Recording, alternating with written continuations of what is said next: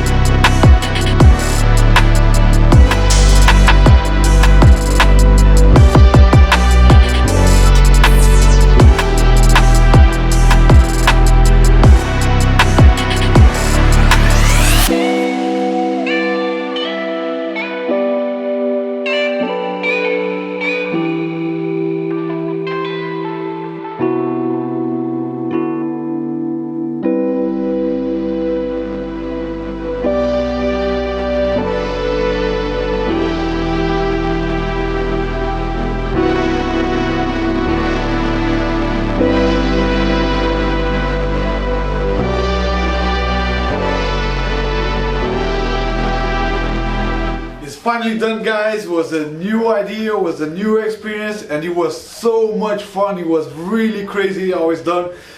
Painted the whole car in matte black and I blast glitter all over the car. I used the silver glitter and I used the black glitter. I could have used the gold or other colors. There is so many, but like I said, it was a new idea, it was a new experience. I didn't know how it's gonna look, but I'm absolutely shocked. The car looks so amazing. It looks absolutely beautiful.